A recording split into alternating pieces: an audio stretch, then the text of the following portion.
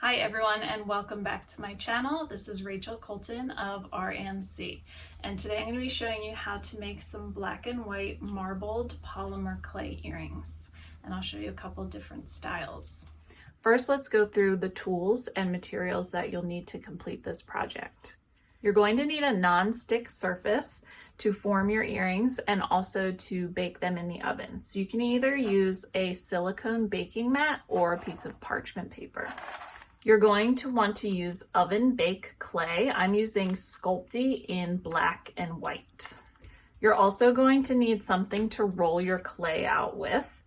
I have purchased one of these acrylic rollers from the craft store. You could also use a wooden roller if you have that around the house.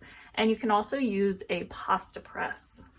I like to use 2 popsicle sticks when I'm rolling my clay out to control the thickness and to make it even. You can change the thickness of your earring by stacking more popsicle sticks on top of each other. Once your clay is rolled out, you're going to need some shape cutters. You can purchase shape cutters at the craft store or online, or you can just use things that you have lying around the house. This was an old bead storage container. I cut the bottom off with an X-Acto knife to make it hollow, just in case my clay gets stuck and I need to give it a little push to get it out. I also have a piece of an old glue stick that I cut off with an X-Acto knife and an old marker cap. If you want to make half circles, you're going to need something to slice your circles in half with. I'm using this Cricut scraper tool. You could also use an X-Acto knife or a credit card. And when it's time to poke the holes to attach the different pieces together, you need something long and cylindrical. I'm using this Cricut tool that's made for rolling paper flowers. If you don't have something like this, you could use a toothpick or a skewer. When we're ready to attach our posts, you're going to want some of this oven baked clay adhesive. This is also made by Sculpey. I'm using clear, and you'll want a little paintbrush as well to spread that around. In terms of the earring hardware, I'm going to be using these metal flat posts. You can purchase these at the craft store as well. You're going to need some kind of backing for your earring. I like these little clear plastic things with the hole through the center, but you could use regular earring backs as well. And then to attach the pieces of your earrings, you're going to need some jump rings. These are available at the craft store and they're measured in millimeters. I have a 9mm and a 10mm. The size will depend on how far apart the holes are on your various pieces. You're also going to want a fine grit sandpaper. This is 220 grit. This is just to clean up the edges of your clay after it's been baked. You're also going to need some small pliers when we're ready to assemble our earrings. These are jewelry pliers that you can purchase at the craft store, but you could also use pliers from your toolbox as well. And of course, you're going to need an oven and a baking sheet. Okay, let's get started. So for this batch of earrings, I'm going to use one technique for marbling with white and black clay.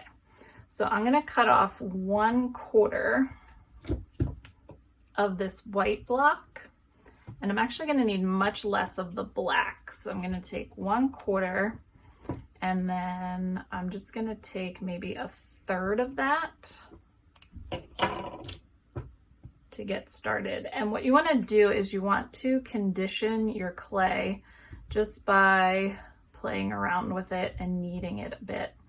A lot of people who make these in bulk have a pasta press machine that they put their clay through to condition it. But if you don't have a pasta press, just knead it with your fingers. When it's fresh out of the package, it's already pretty soft, but if you have it in storage for a while, it gets a little bit harder. So one technique for marbling your clay is to roll this out in a little worm shape, and you can just do that with your hands. You don't need a fancy roller for this part. And then what you do is you take your base color, which in this case is the white, and then you take your black, which is a little bit thinner because I have less clay, and you just kind of twist it around And then you kind of twist that back on itself and just keep twisting these around. And then you can roll it into a ball and kind of smush it. And then roll the two out together. And then you take it again and twist it around itself. And then kind of smush it around and roll it into a ball. And you can do that as many times as you want until you get the desired effect. And then before we roll this into our flat piece, you kind of want to shape it into a little cube or rectangular prism so that when you roll it out, it becomes a rectangular piece. So when I'm ready to roll out my earrings, I just place it between the two popsicle sticks, and these will control the thickness of the earring pieces. And then you take your roller and you kind of just smush it down and roll it out.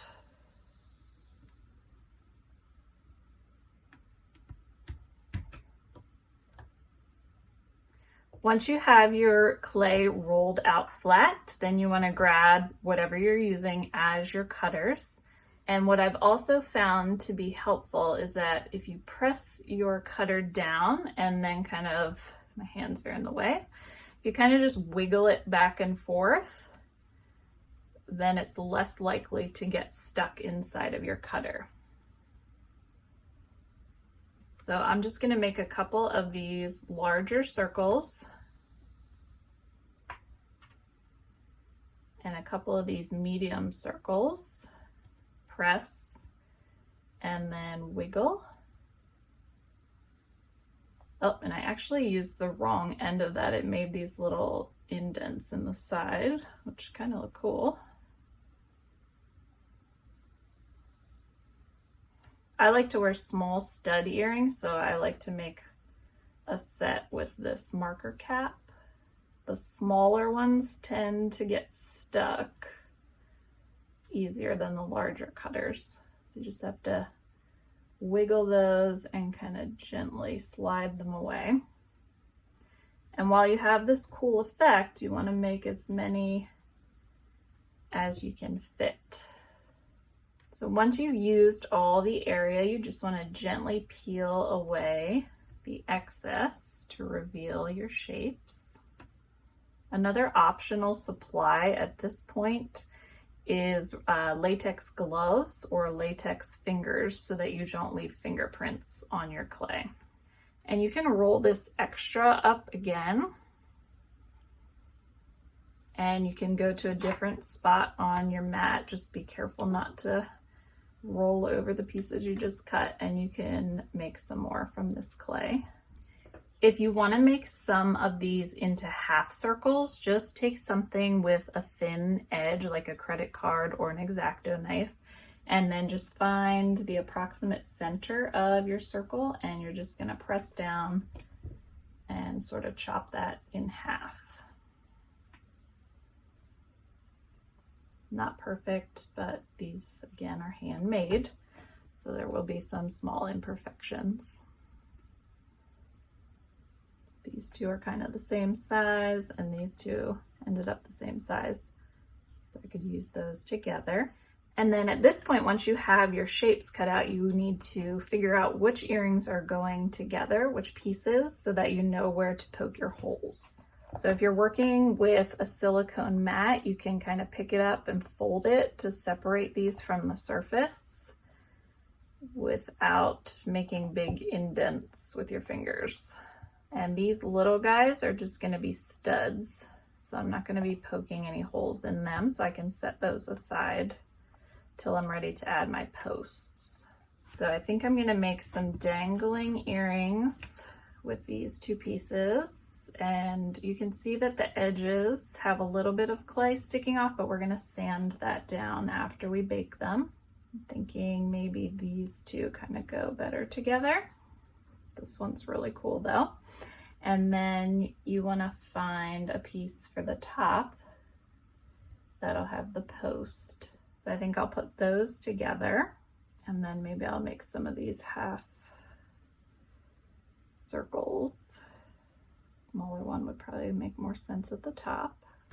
Once you have your designs planned out, we need to poke the holes to attach the different pieces. So again, I'm using this Cricut tool, but you could also use a toothpick or a skewer, anything like that that you have around the house, or you can purchase clay tools from the craft store. And what I found is you want to get sort of close to the edge, otherwise you have to use a larger jump ring. So you just want to go maybe 1 or 2 millimeters away from the edge and gently poke that through. And again, wiggling it out because it will stick a little. So we need one at the bottom where these are going to go through the ear. And then you need a matching hole at the top of these half circles. And then since these are going to connect to these, I'm going to also need a hole at the bottom of this half circle and this half circle. And I'll need a hole at the top of this half circle. And then for this set over here, I just need a hole at the bottom of each of the top pieces and the top of the bottom pieces. After you've poked the holes in your earrings, we are ready to attach the post to the back.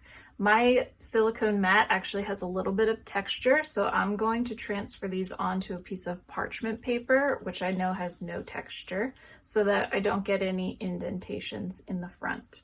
And at this point, you can also put your earrings on your baking sheet because we're getting close to that process as well. So you just want to carefully lift up your pieces and turn them over and lay them onto the baking sheet. This is also a good opportunity to make sure that your holes have gone all the way through. And if they haven't, then you can just poke those again once you have the clay off of your surface. And the ones that aren't getting the post, they don't have to be switched upside down. But you can check those back holes just to make sure they went all the way through. So there's a couple different ways to secure your posts. I've seen people use glue after they bake.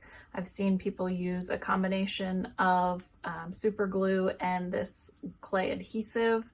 And I've seen people use just the clay adhesive. So I'm going to show you that method today. So what I like to do is just take a small dab of the liquid clay adhesive,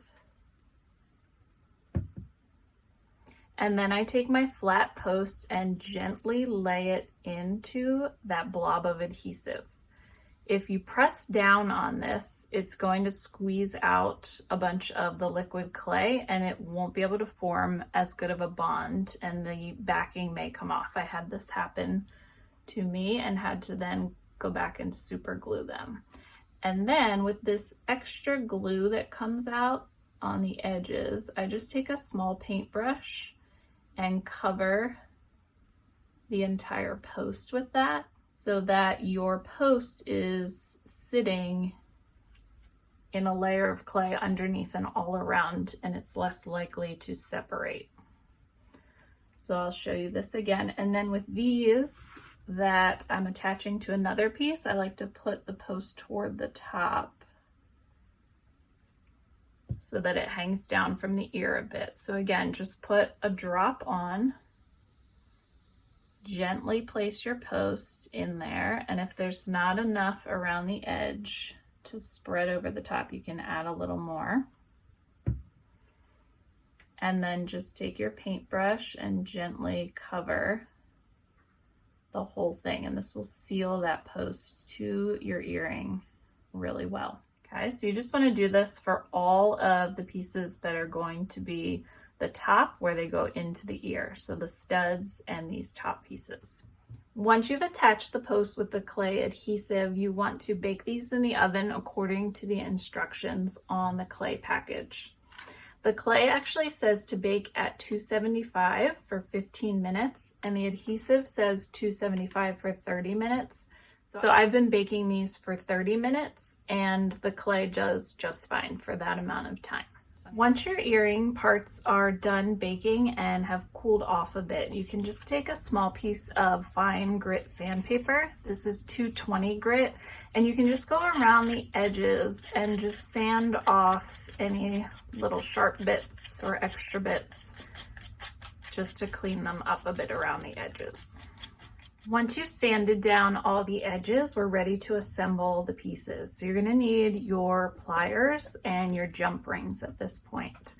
And I like to use the smallest jump ring possible, so I'm going to see if the 9mm fit, otherwise I'll switch to my 10s. So for these jump rings, they have a little space where they separate. So you want to open that up, and I just grab one side with these flat pliers.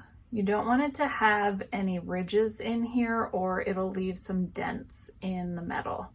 So I just hold one side with my fingers and the other with the pliers and just pull in separate directions to open it up.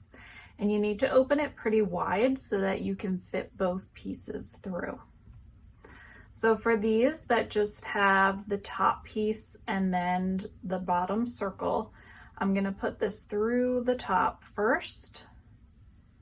And then making sure that this one is facing the same direction so that the fronts match up. I just slip that onto the jump ring as well.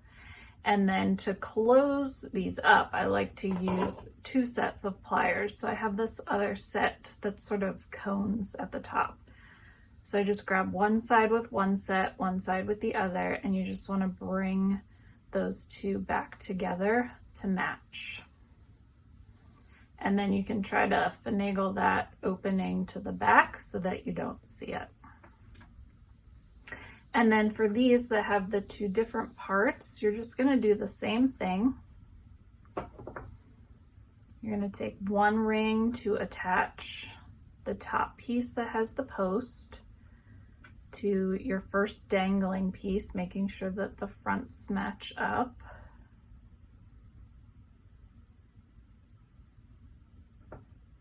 And then close that one up.